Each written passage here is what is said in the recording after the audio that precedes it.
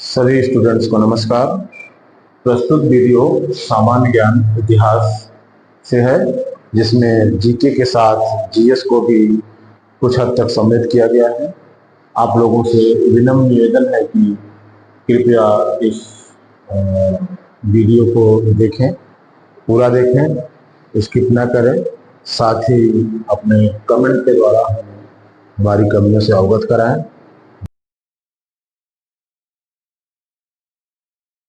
अब हम पढ़ेंगे ये इतिहास सामान्य ज्ञान के अंतर्गत दर्शन एवं विचारधाराएं। कुछ रूढ़वादी दर्शन है, रूढ़वादी विचारधाराएं हैं और कुछ नास्तिक है। नास्तिक से मतलब क्या है?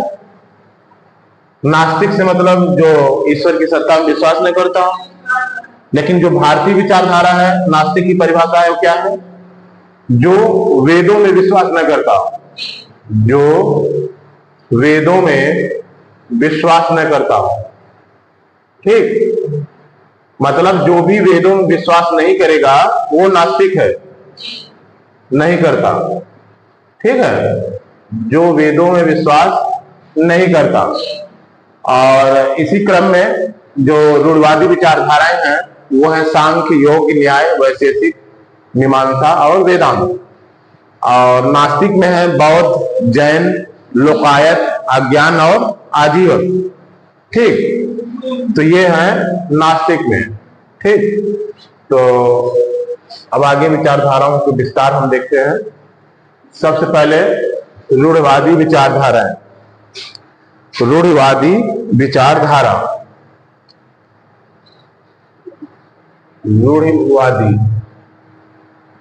रूढ़वादी विचारधारा है। इस संप्रदाय के प्रस्तावक वेदों की प्रामाणिकता पर सवाल नहीं उठाते। सबसे अच्छी बात, सबसे पहली बात क्या है?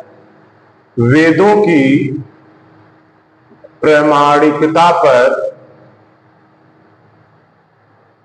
सवाल नहीं उठाते, सवाल नहीं उठाते। ठीक है, जबकि बौद्ध एवं जैन में क्या है? वहां पर वेदों की प्रामाणिकता पर ही सवाल उठाया गया है। यहां पर रूढ़िवादी जो है वो सवाल नहीं उठाते।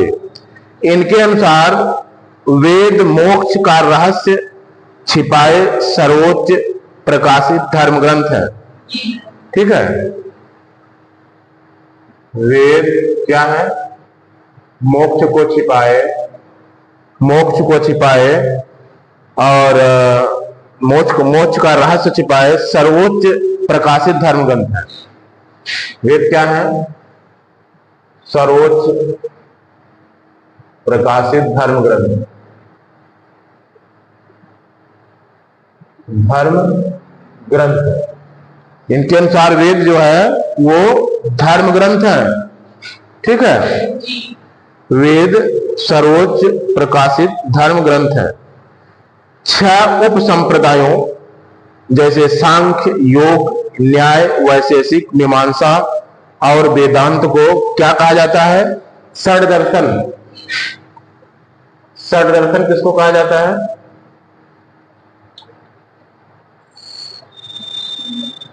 षड दर्शन,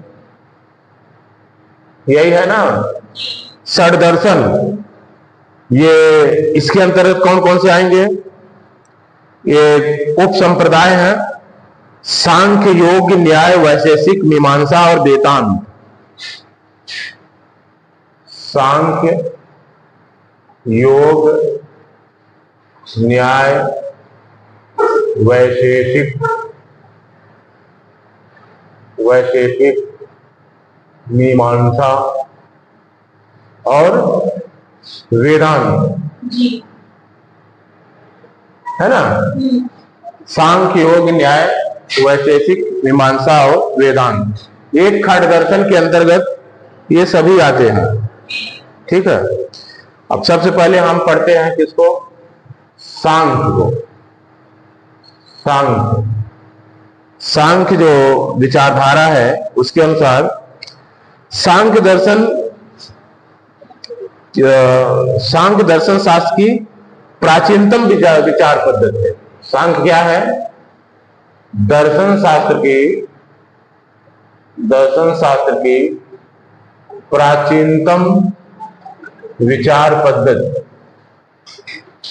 प्राचीनतम विचार पद्धति है। सांख्य जो है प्राचीनतम विचार पद्धति है, ठीक है। और क्या खास है सांख्य में? सांख्य का शाब्दिक अर्थ गिनना है तो आपको पता ही है।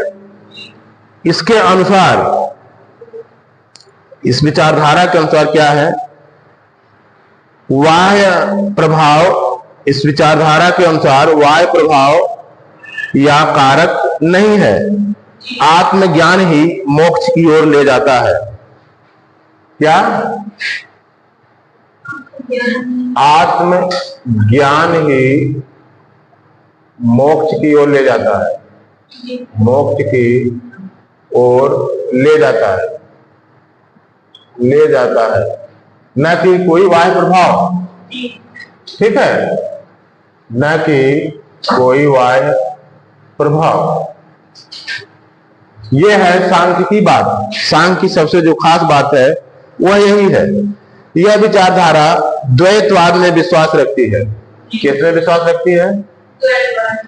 द्वैतवाद। यह विचारधारा द्वैतवाद में विश्वास रखती है। इससे क्या मतलब है द्वैतवाद से? आत्मा तथा पदार्थ दो पृथक सत्ताएं हैं। आत्मा तथा पदार्थ दो पृथक सत्ताएं हैं, ठीक है। आत्मा तथा पदार्थ दो पृथक सत्ताएं हैं।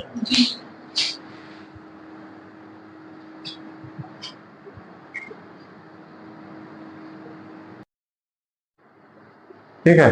द्वैतवाद, द्वैतवाद में क्या है? आत्मा तथा पदार्थ दो पृथक सत्ताएं हैं। आत्मा तथा पदार्थ दो पृथक सत्ताएं हैं, ठीक है। ये सांख्य दर्शन में है, ठीक। यह अवधारणा सभी ज्ञान का आधार है। इस ज्ञान को तीन अवधारणाओं द्वारा प्राप्त किया जा सकता है। यह अवधारणा सभी ज्ञान का आधार है। यह अवधारणा सभी ज्ञान का आधार है। इस ज्ञान को तीन मुख्य अवधारणाओं द्वारा प्राप्त किया जा सकता है। क्या है? एक प्रत्यक्ष, दूसरा अनुभूत, तीसरा अनुमान, ठीक है। क्या है?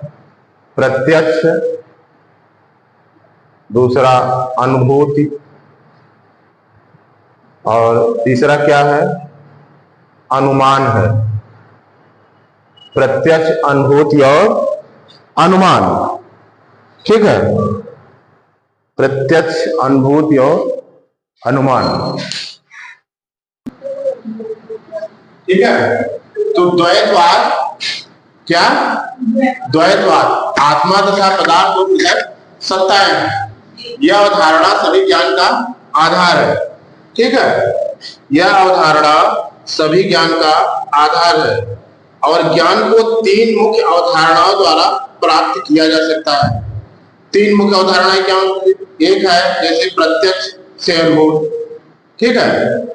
प्रत्यक्ष क्या है? ये अनुभूत होती है, ठीक है। प्रत्यक्ष और अनुभूत। फिर इसके बाद क्या है? अनुमान। अनुमान से क्या होगा? निष्कर्ष होगा। अनुमान से क्या निकलता है? निष्कर्ष, ठीक। प्रत्यक्ष, अनुभूत, अनुमान से निष्कर्ष। इसी तरह शब्द से श्रवण, शब्द का संबंध किससे है? श्रवण से है, ठीक। प्रत्यक्ष, अनुभूत से, अनुमान, निष्कर्ष और शब्द श्रवण से, ये तीन है। यह विचारधारा अन्वेषण की वैज्ञानिक प्रणाली के लिए प्रसिद्ध है। कौन सी विचारधारा? द्वैतवाद। अन्वेषण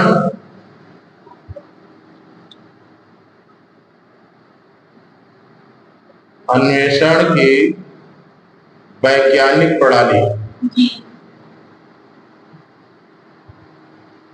वैज्ञानिक प्रणाली के लिए प्रसिद्ध है प्रसिद्ध है। फिर इसके बाद कौन सा है? योग। योग क्या है?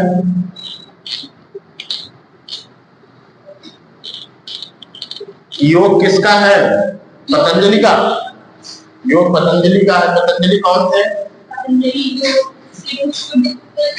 हाँ, उस सुमित शुंग के दरबार में थे। योग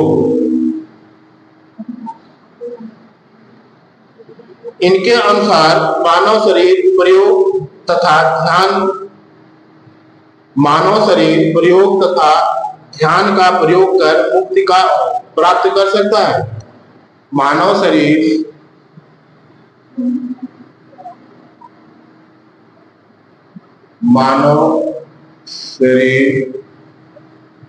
प्रयोग तथा ध्यान का प्रयोग करके मुक्ति पा सकता है। मानव शरीर प्रयोग तथा ध्यान का प्रयोग करके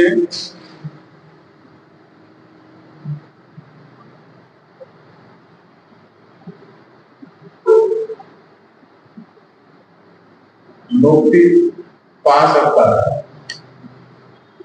ध्यान का प्रयोग करके मुक्ति पा सकता है। ठीक है, प्रयोग तथा ध्यान का प्रयोग करके मुक्ति पा सकता है। मुक्ति प्राप्त करने के साधन है। क्या साधन है? मुक्ति प्राप्त करने के साधन।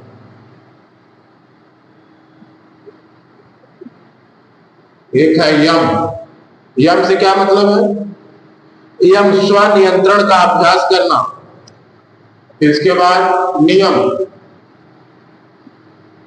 नियम से क्या मतलब है? नियम से मतलब है व्यक्ति के जीवन को संचालित करने वाले नियमों का पालन। इसके बाद है प्रत्याहार। प्रत्याहार से क्या मतलब है? विषय का चयन। फिर इसके बाद है धारणा। धारणा क्या है? मन को स्थिर करना। धारणा मन को स्थिर करना। धारणा के बाद है ध्यान। ध्यान मतलब चयनित विषय पर ध्यान एकाग्र करना। ध्यान मतलब चयनित विषय पर ध्यान एकाग्र करना। एवं इसके बाद है समाधि। समाधि क्या है? पिंड का विलय ही स्वयं के पूर्ण रूप से विच्छेद होने का कारण है। समाधि सबसे ज्यादा महत्वपूर्ण है। समाधि से क्या मतलब है? समाधि से मतलब है मन तथा पिंड का विलय। मन तथा पिंड का विलय ही स्वयं के पूर्ण रूप से विच्छेद होने का कारण है। मन तथा पिंड का विलय ही स्वयं को पूर्ण रूप से विच्छेद का कारण है।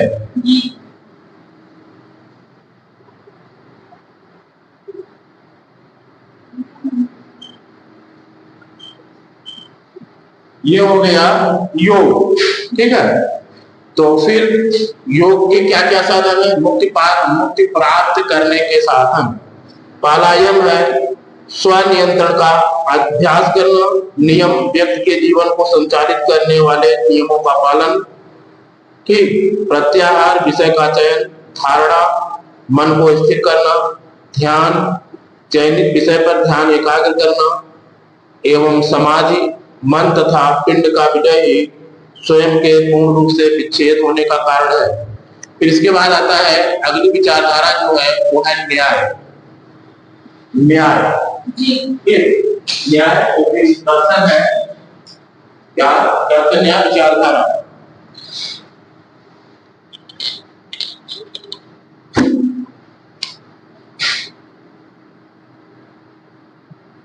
न्याय। क्या है? न्याय, न्याय दर्शन। इसमें मुक्ति प्राप्त करने के लिए तर्कपूर्ण चिंतन पर विश्वास किया जाता है। किस पर? तर्कपूर्ण चिंतन, तर्कपूर्ण चिंतन पर विश्वास। इसलिए मुक्ति प्राप्त करने के लिए, मुक्ति प्राप्त करने के लिए तर्कपूर्ण चिंतन, ये न्याय है। इसके अनुसार इस विचारधारा का मानना है कि निष्कर्ष, श्रवण तथा उपमा जैसे तर्क सम्मत साधनों का प्रयोग कर मनुष्य किसी भी समस्या की सत्यता जांच कर सकता है। निष्कर्ष, श्रवण तथा उपमा, किसका प्रयोग करके? निष्कर्ष, श्रवण तथा उपमा, इनका प्रयोग करके मनुष्य किसी भी समस्या का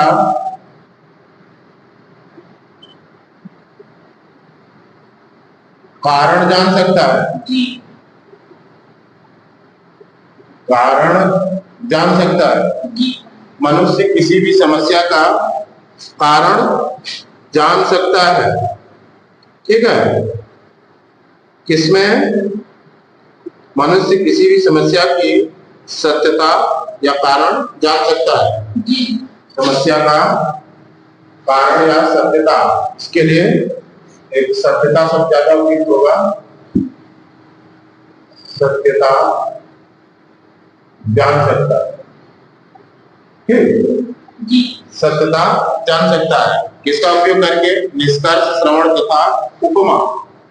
निष्कर्ष, श्रवण तथा उपमा। इनके अनुसार, इस विचारधारा के अनुसार ईश्वर ने न केवल ब्रह्मांड की रचना की है बल्कि वह उसका पालन और संहार भी करता है। यही न्याय दर्शन कहता है। क्या कहता है? ईश्वर न केवल ब्रह्मांड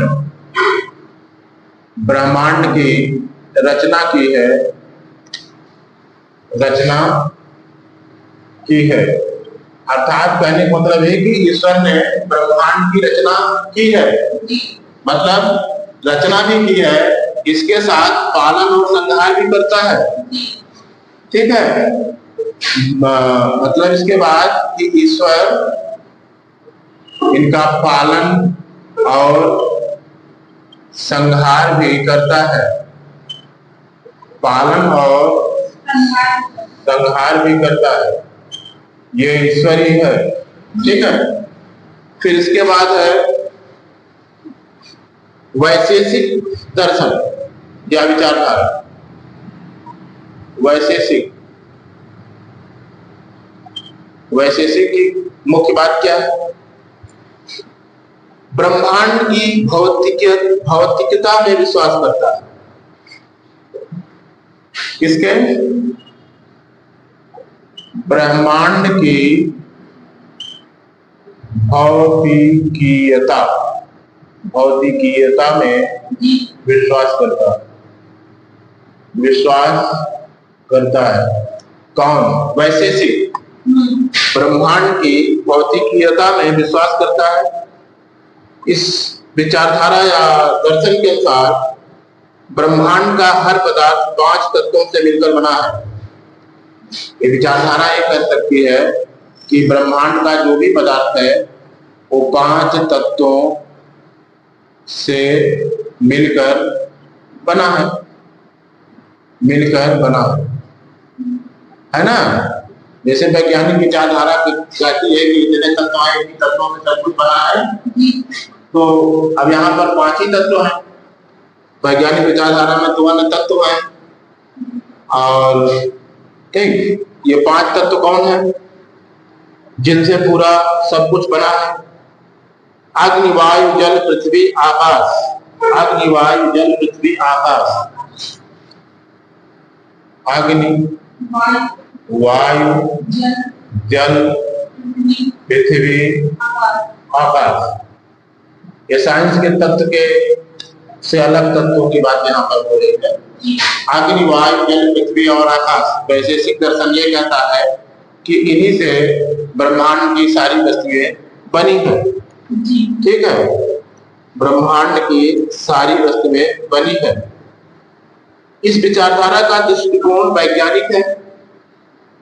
इसी के द्वारा वैशेषिक जो विचारधारा है, इसने परमाणु सिद्धांत का विकास किया था। परमाणु सिद्धांत भी दिया था, परमाणु सिद्धांत। ठीक है, परमाणु सिद्धांत दिया था। किसने? वैशेषिक ने। इसके प्रवर्तक कौन थे? कणाद। कणाद थे, महर्षि कणाद। अगर आप सामने प्रश्न आए परमाणु सिद्धांत हमारे किस दर्शन में दिया गया, किसने दिया था और किस दर्शन में, तो है वैशेषिक और महर्षि कणाद ने दिया था। ठीक है, इसके बाद है मीमांसा।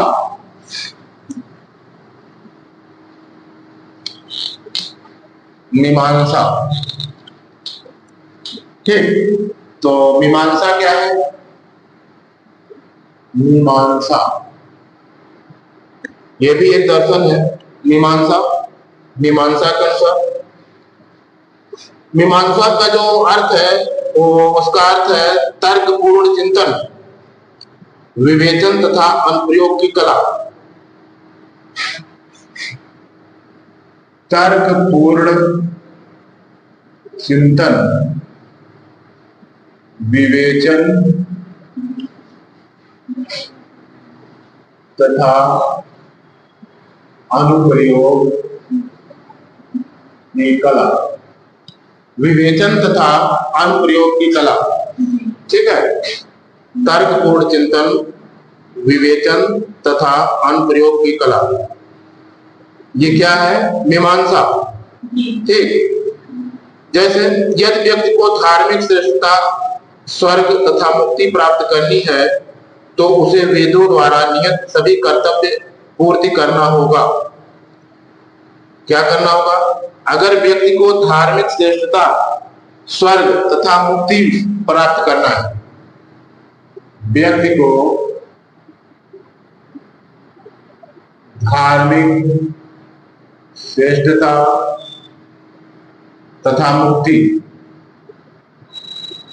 क्या मतलब? अगर व्यक्ति को धार्मिक श्रेष्ठता, मुक्ति, मुक्ति मतलब स्वर्ग है ना, स्वर्ग प्राप्त करना है, अगर वो प्राप्त करना चाहता है, प्राप्त करना है, ये कौन कह रहा है? मीमांसा। मीमांसा विचारधारा में ये कहा जा रहा है कि यदि व्यक्ति को धार्मिक श्रेष्ठता, स्वर्ग तथा मुक्ति प्राप्त करना है तो उसको वेदों द्वारा नियत सभी कर्तव्य की पूर्ति करनी होगी। वेदों द्वारा नियत सभी कर्तव्य की पूर्ति करनी होगी। ठीक है, वेदों द्वारा नियत सभी कर्तव्य की पूर्ति करनी होगी। इस दर्शन का मुख्य बल वेदों को आनुष्ठानिक भाग पर था। मुख्य बल किस पर है? वेदों के आनुष्ठानिक भाग पर, आनुष्ठानिक भाग पर, यहीं पर इस दर्शन का मुख्य बल है, वेदों के आनुष्ठानिक भाग पर।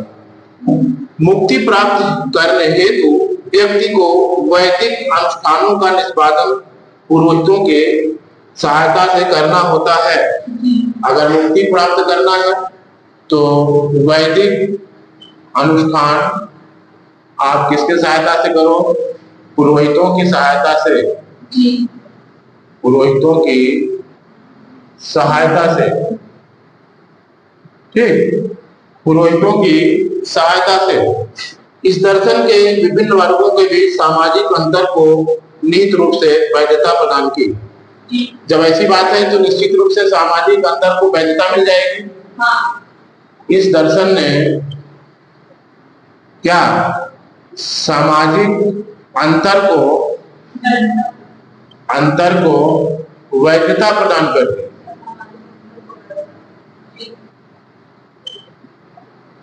सामाजिक अंतर को वैधता प्रदान करती है विभिन्न वर्गों के बीच। क्यों? अब जैसे इसमें कहा जा रहा है कि वैदिक अनुष्ठान जरूरी है और पुरोहितों की सहायता से जरूरी है, तो इस आधार पर सामाजिक अंतर की वैधता प्रदान कर दिया ना विभिन्न वर्गों के बीच, विभिन्न वर्गों के बीच।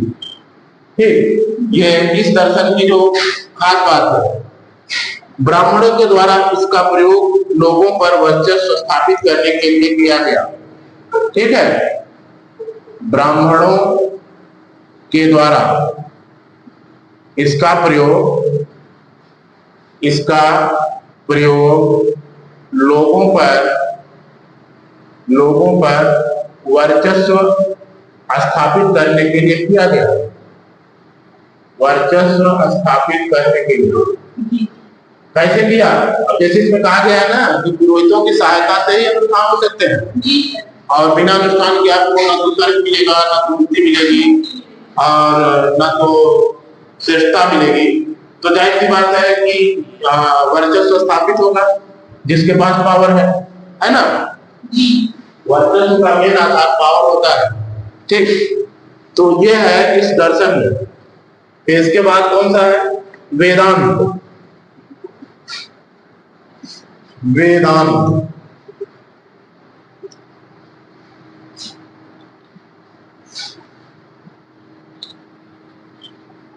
वेदांत भी एक विचारधारा है। ठीक है, वेदांत भी एक विचारधारा है। इस दर्शन के आधार का निर्माण करने वाले प्राचीनतम ग्रंथ वादरायण। वेदांत किसका है? वादरायण का है ना। वेदांत वादरायण का है ना। ठीक है, तो इसमें क्या है? वादरायण ने किताब लिखी थी, कौन सी? ब्रह्म सूत्र या वेदांत सूत्र। वादरायण की पुस्तक का क्या नाम था?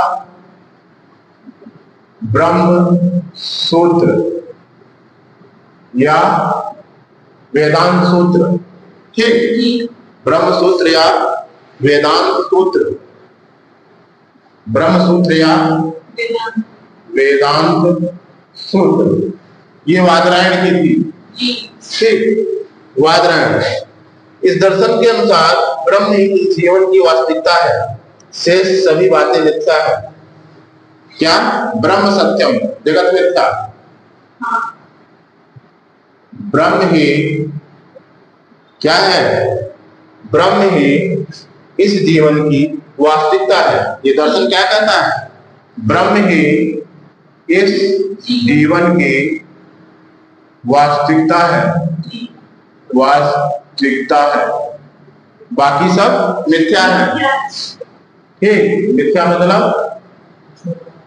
झूठ, बाकी सब मिथ्या है, बाकी सब मिथ्या। तो इसीलिए कहा जाता है ना, ब्रह्म सत्यम जगत मिथ्या। सब कुछ मिथ्या है, ब्रह्म ही सत्य है, ब्रह्म ही जीवन की वास्तविकता है, ब्रह्म ही सत्य है। ठीक, और शेष सभी बातें मिथ्या है। मिथ्या या माया कर सकते हो, मिथ्या हो जाए माया भी कर सकते हो। माया मतलब एक माया है। फिर इसके बाद है, इस दर्शन के अनुसार स्व का ज्ञान हो जाने पर वह स्वतः ही ब्रह्म की अनुभव कर मुक्ति को प्राप्त हो जाता है। स्व का ज्ञान सबसे महत्वपूर्ण है। स्व का ज्ञान, स्व का ज्ञान हो जाएगा तो क्या होगा? स्व का ज्ञान हो जाने पर वह स्वतः ही ब्रह्म की अनुभूति करके मुक्ति प्राप्त कर लेता है। स्वतः ही ब्रह्म की अनुभूति करके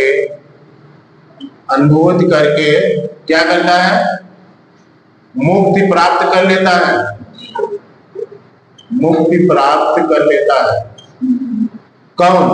व्यक्ति स्वतः ही स्व का ज्ञान हो जाने पर ब्रह्म की अनुभूति करके मुक्ति प्राप्त कर लेता है, प्राप्त हो जाएगा।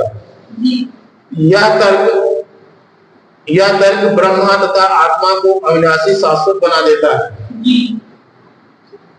यह तर्क ब्रह्म तथा आत्मा को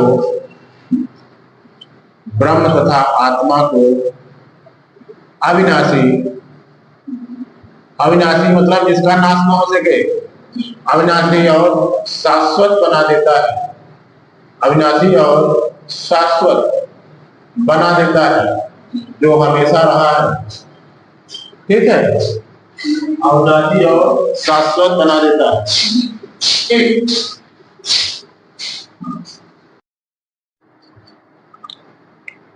नास्तिक विचारधारा।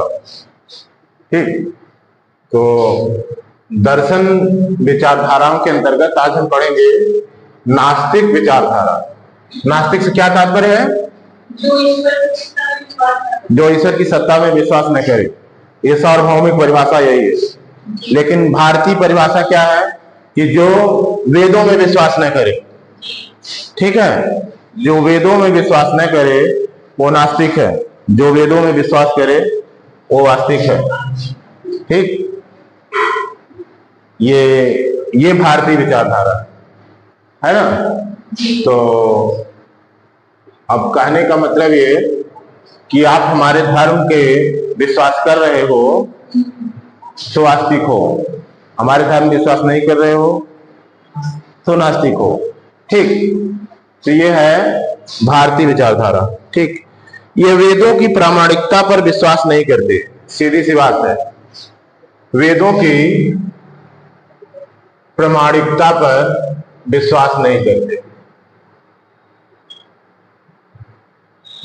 विश्वास नहीं करते। ठीक,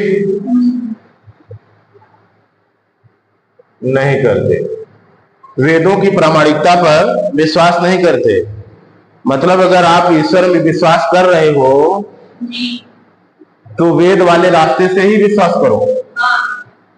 दूसरे रास्ते से अगर आप विश्वास कर रहे हो, भले ईश्वर में विश्वास कर रहे हो, आप क्या है कि आप जो है नास्तिक नहीं हो, आप नास्तिक हो। वेदों की प्रामाणिकता पर ये विश्वास नहीं करते जो भी नास्तिक होते हैं। ठीक, और साधारण शब्द में कि दूध अगर आप पी रहे हो तो फला जगह से ही पियो, दूसरी जगह से पियोगे तो दूध नहीं है। ठीक, तो यह है वेदों की प्रामाणिकता पर विश्वास नहीं करते, वो नास्तिक है। ठीक, तो ये वेदों की प्रामाणिकता पर विश्वास नहीं करते हैं और भगवान के अस्तित्व पर प्रश्न खड़ा करते हैं। भगवान के अस्तित्व पर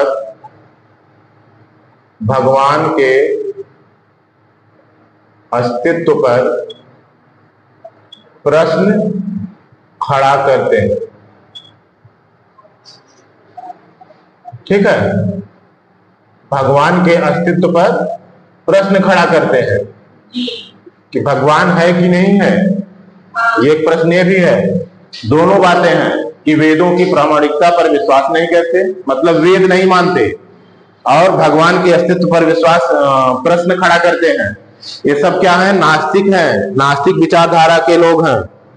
ठीक है, इनकी 5 उपधारा, इनको 5 उपधाराओं में हम विभाजित कर सकते हैं। कितने? 5 उपधाराओं में। मतलब कहने का मतलब ये कि नास्तिक विचारधारा के अंतर्गत कौन कौन सी धाराएं हैं वो सब हम उपधारा यहां मान ले रहे हैं, है ना। हम उनको उपधारा मान ले रहे हैं। अब वो कौन कौन से हैं? जैसे बौद्ध, जैन, लोकायत, अज्ञान और आजीवन। बौद्ध, जैन, अज्ञान, लोकायत और आजीवन। ये सभी वेदों के नहीं मानते, ठीक, वेदों को नहीं मानते। तो ये हो गए नास्तिक विचारधारा के लोग, ठीक है। अब इसमें सबसे पहले हम लोकायत की बात करते हैं। लोकायत मतलब यही है चारवाक दर्शन या चारवाक विचारधारा। लोकायत या चारवाक विचारधारा, ठीक है। इन्हीं का मूल सिद्धांत है, मेन बात है कि यावेत जीवेत सुखम दिवेत दृढ़म कृत्वा कृतम दिवेत, मतलब जब तक जियो सुख से जियो, मरने के बाद कुछ नहीं बनता है। बृहस्पति ने इस विचारधारा की नींव रखी थी। इसकी चर्चा वेदों तथा बृहदारण्यक उपनिषद में भी मिलता है, ठीक है। बृहस्पति ने इस विचारधारा की नींव रखी थी। नींव किसने रखी थी? नींव बृहस्पति ने रखी थी। किसकी विचारधारा है? चारवाक की, है ना। चारवाक का दर्शन है। नींव किसने रखी थी? बृहस्पति ने। नींव बृहस्पति ने रखी थी। और ऐसा नहीं है कि इनका जो चर्चा है वेदों में भी है, ठीक है। चर्चा वेदों तथा बृहदारण्यक उपनिषद में भी मिलता है। बृहदारण्यक उपनिषद में वेदों तथा बृहदारण्यक उपनिषद, बृहदारण्यक उपनिषद में भी चर्चा मिलता है। किसका? इसी लोकायत का, ठीक है। इसी लोकायत का चर्चा मिलता है। कहां पर? वेदों में और बृहदारण्यक उपनिषद में भी। इसके अनुसार ब्रह्मांड में केवल 4 तत्व हैं: अग्नि, पृथ्वी, जल तथा वायु, ठीक है। अग्नि, पृथ्वी, जल और वायु। जल और वायु, ये कितने हुए? 4 तत्व। 4 तत्व हुए ना। 4 तत्व हैं। किसके अनुसार? इसी लोकायत के अनुसार। लोकायत ये कहता है कि ब्रह्मांड में 4 तत्व हैं। 5 की बात ये नहीं कर रहा है, ये 4 की बात ही कर रहा है, ठीक है। 4 की बात। इस विचारधारा के समर्थक आकाश की गणना 5 आधारभूत तत्वों में नहीं करते, क्योंकि यह मनुष्य की अनुभूति से परे है, ठीक। आकाश की गणना नहीं कर रहे हैं ये। आकाश की गणना नहीं कर रहे हैं। क्यों कि आकाश मनुष्य की अनुभूति से परे है। अनुभूति से परे है, क्योंकि मनुष्य आकाश को तो न छू सकता है, न टच कर सकता है। एक नीला नीला कुछ दिखता है तो कैसे मान लें, है ना। इसीलिए इस विचारधारा के लोग, किसमें? इस विचारधारा के लोग कौन? लोकायत विचारधारा के लोग केवल 4 मानते हैं: अग्नि, पृथ्वी, जल तथा वायु। आकाश की गणना 5 आधारभूत तत्वों में नहीं करते, ठीक है। क्या? आकाश की गणना 5 आधारभूत तत्वों में नहीं करते। तत्वों में नहीं करते, ठीक। क्योंकि आकाश मनुष्य की अनुभूति से परे है। सीधी सी बात है, आकाश की अनुभूति मनुष्य नहीं कर सकता ना, आज तक नहीं कर पाया। कितना भी विद्वान विज्ञान आगे चला गया, अभी वहां तक अंतरिक्ष में जाकर के सुनीता फंसी है ना अंतरिक्ष में। अब देखो कब तक आती है, सुनने में आ रहा है कि जनवरी तक आएंगे। अब वो स्पेस एक्स वाले कुछ व्यवस्था कर रहे हैं, ठीक है। तो फिर इसके बाद इस विचारधारा की अगली बात क्या है? इस विचारधारा के अनुसार विश्व पर कोई अन्य जगत नहीं है, विश्व कोई अन्य जगत नहीं है, इसलिए मृत्यु मानव का अंत है, विश्व के परे। ठीक है, ये विचारधारा कहती है कि विश्व के परे कोई अन्य जगत नहीं है, अन्य जगत नहीं है ना। अगर कोई अन्य जगत है ही नहीं तो क्या होगा? जब कोई अन्य जगत नहीं है तो निश्चित है कि मृत्यु मानव का अंत है, मृत्यु मानव का अंत है, क्योंकि कोई जगत नहीं है, मतलब स्वर्गलोक नहीं है, मतलब पाताल लोक नहीं है। ठीक है, और कोई दोजख या नरक लोक भी नहीं है ना। न तो जन्नत है न तो दोजख है, कुछ नहीं है, यही सब कुछ है। तो मृत्यु मानव का अंत है, इसीलिए जो भी सुख दुख करना हो यही कर लो। ठीक, जो भी सुख दुख करना हो यही कर लो। ठीक, सुख भोग ही मानव जीवन का चरम लक्ष्य होना चाहिए। इसीलिए सुख भोग ही मानव जीवन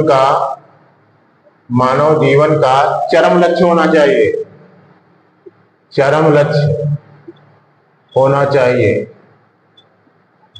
चाहिए, क्योंकि न तो कहीं नरक मिलने वाला है न तो कहीं स्वर्ग मिलने वाला है, सब कुछ यही है, नरक भी यही है और स्वर्ग भी यही है।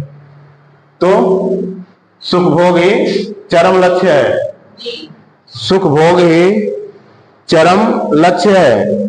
इसलिए खाओ पियो और मस्त रहो, खाओ पियो और मस्त रहो, मतलब यावेत जीवेत सुखम जीवेत ऋणम कृत्वा घृतम पिबेत। ठीक, फिर आगे क्या है? अज्ञान। अगला क्या है? एक विचारधारा अज्ञान। अब अज्ञान क्या है इसको भी हम देखते हैं।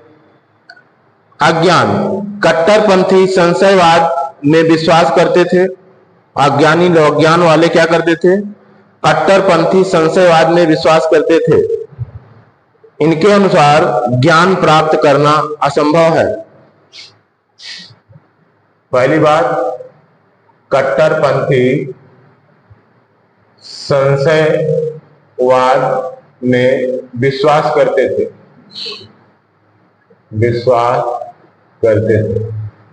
दूसरी क्या बात है? ज्ञान प्राप्त करना असंभव है, ज्ञान प्राप्त करना असंभव है। मतलब जो बुद्ध जी ज्ञान प्राप्त किए थे तपस्या करके, या जो भी तपस्या करके किए थे, ये सब असंभव है, कुछ नहीं मिला था। ठीक है, ये लोग कह रहे हैं अज्ञान वाले।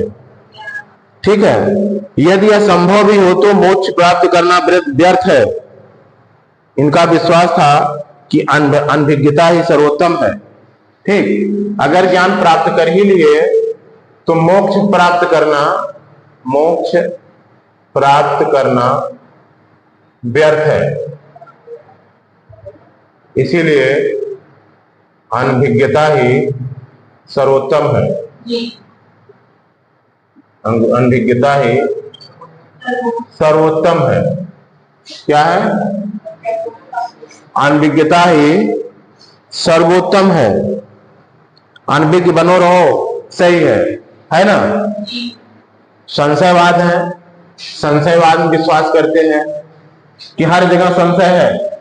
अरे भाई, बुद्ध जी ने जो भी संदेश दिया, वो जो भी आपको दिया, तो उस पर संशय तो किया ही जा सकता है। या आपका जो वेदों ने दिया, जो जैन ने दिया, कोई भी दिया, सब में संशय कर सकते हैं। और मोक्ष प्राप्त करना असंभव है, व्यर्थ है, क्योंकि जीवन मरण से छुटकारा पा जाओगे, ठीक है, वहीं पड़े रहोगे तो क्या मतलब है? जीवन में कोई वो ही नहीं है, चुनौती ही नहीं है। तो इनकी अपनी विचारधारा थी, ठीक है। ये थी अज्ञान, ठीक है। फिर अज्ञान के बाद कौन सा है? अज्ञान के बाद है आजीवक।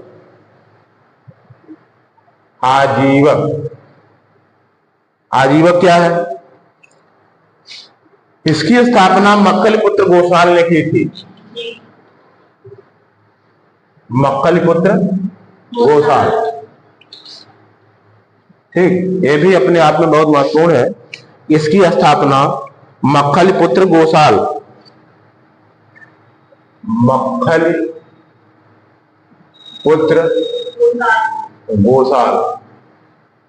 ने की थी। मक्खलिपुत्र गोसाल ने की थी। और कब किया था इस संप्रदाय की? ईसा पूर्व 6ठी शताब्दी में, ठीक है। ईसा पूर्व 6ठी शताब्दी में, ईसा पूर्व 6ठी शताब्दी में किया था। किसकी स्थापना? आजीवक की। यह बौद्ध धर्म एवं जैन धर्म के विपरीत कर्म सिद्धांत में विश्वास नहीं करते थे। सीधी सी बात है, कर्म सिद्धांत में विश्वास नहीं करते थे। कर्म सिद्धांत में विश्वास नहीं करते थे। कौन करता था? बौद्ध करते थे, जैन करते थे। भाई, इनका मेन सिद्धांत आप मलुक दास के दोहे से जोड़ सकते हैं कि अजगर करे न चाकरी, पंछी करे न काम, कह गए दास मलुक जी सबके दाता राम। ठीक है, मतलब अजगर चाकरी उकरी नहीं करेगा, पंछी काम वाम नहीं करेगा, फिर भी सब खाए पिए मस्त है ना। कर्म वर्म से कुछ थोड़ी मिलता है, जो मिलना होगा वो मिलेगा। कर्म से कुछ मिलता है? कितने लोग लाख कर्म करते रहते हैं, सफल नहीं होते हैं। ये मैं नहीं कह रहा हूं, ये विचारधारा कह रही है, ठीक है। वैसे तो बिना कर्म के कुछ नहीं मिलता, लेकिन अगर ये कहें कि कर्म से मिलता ही है 100%, जितना करते हो उतना मिल ही जाता है, तो ये भी सही नहीं है। तो आप इनसे संतुलन बना सकते हैं। हालांकि ये कर्म के विपरीत अतिवादी है। यह बौद्ध जैन धर्म के विपरीत कर्म सिद्धांत में विश्वास नहीं करते थे, एक कर्म को भ्रामक मानते थे। बौद्ध एवं जैन धर्म के समान वेदों की सत्ता को नकारा था। ये कर्म को भी भ्रामक मानते थे,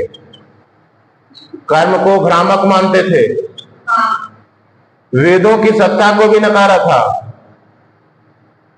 वेदों की सत्ता को भी नकारा था। मतलब अब ना तो वेद मान रहे हैं, अब जैसे बौद्ध जैन वेद नहीं माने तो कम से कम कर्म तो मानते हैं, तो ये कर्म तो भी नहीं माने और वेद भी नहीं माने, तो अभी मानेंगे क्या? कर्म और वेद दोनों नहीं मानते थे, ठीक है। तो हम क्या पढ़ रहे थे कि आजीवक संप्रदाय के बारे में। तो आजीवकों ने वेदों की सत्ता को भी नकारा था, ठीक है। उत्तर प्रदेश में श्रावस्ती में आजीवकों का प्रमुख केंद्र था। कहां? उत्तर प्रदेश के श्रावस्ती आजीवकों का प्रमुख केंद्र था। श्रावस्ती आजीवकों का प्रमुख केंद्र था, ठीक है। इसके बाद श्रावस्ती के बाद आजीवक संप्रदाय को मानने वाले निराकार आत्मा की अवधारणा के विपरीत आत्मा के भौतिक रूप में विश्वास करते थे। ये सबसे खास बात है, ठीक है। निराकार आत्मा नहीं मानते थे, आत्मा के भौतिक रूप को विश्वास करते थे। आजीवक, निराकार, निराकार आत्मा, निराकार आत्मा को नहीं मानते थे, है ना। जैसे गीता क्या करती है, गीता गीता निराकार, निराकार परम ब्रह्म में विश्वास करती थी, एक निराकार एक परम ब्रह्म में, ठीक है। जबकि आपके यहाँ तो 33,000 देवी देवता हैं, तो हम तो फिर गीता को ही नहीं मान रहे हैं। गीता में निराकार परम ब्रह्म की विश्वास करता है गीता, ठीक है। तो इस हिसाब से तो वो हमें लग रहा है कि कुछ अन्य धर्मों में भी निराकार रूप मानते हैं, तो वही सही, ठीक। तो यहाँ पर हम आजीवक की बात कर रहे हैं, तो निराकार आत्मा में विश्वास करता है आजीवक, नहीं करता है, ठीक है। निराकार आत्मा में विश्वास नहीं करता है। किसमें विश्वास करता है, आत्मा के, ठीक है, भौतिक रूप में विश्वास करता है। किसमें, हाँ, आत्मा के भौतिक रूप में, भौतिक रूप में विश्वास करता है, भौतिक रूप में विश्वास, और भौतिक रूप में विश्वास करता है। बिंदुसार इसके अनुयायी थे। बिंदुसार कौन, बिंदुसार कौन थे, बिंदुसार इसके अनुयायी थे, ठीक। बिंदुसार इसके अनुयायी थे, ठीक है। अशोक के 7वें स्तंभ के राजदेश में आजीवकों का उल्लेख है। अशोक के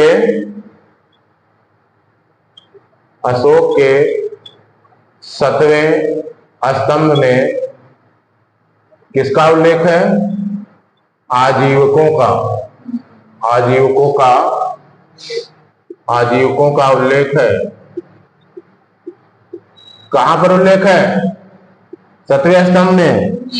आजीवकों के लिए बराबर की पहाड़ियों पर गुफाएं भी बनवाया था, ठीक। और क्या है, वेदांत दर्शन में उपनिषद, भगवत गीता और ब्रह्म सूत्र को ज्ञान का प्रमुख स्रोत माना गया है। आगे हम थोड़ा सा वेदांत के बारे में जान लेते हैं, कुछ खास बात। वेदांत में क्या है, वेदांत दर्शन में उपनिषद, भगवत गीता और ब्रह्म सूत्र, उपनिषद, उपनिषद, भगवत गीता, भगवत गीता और ब्रह्म सूत्र, उपनिषद, भगवत गीता और ब्रह्म सूत्र को ज्ञान का प्रमुख स्रोत माना जाता है। इनको क्या माना जाता है, ज्ञान का प्रमुख स्रोत, ज्ञान का प्रमुख स्रोत, ठीक है, ज्ञान का प्रमुख स्रोत माना जाता है।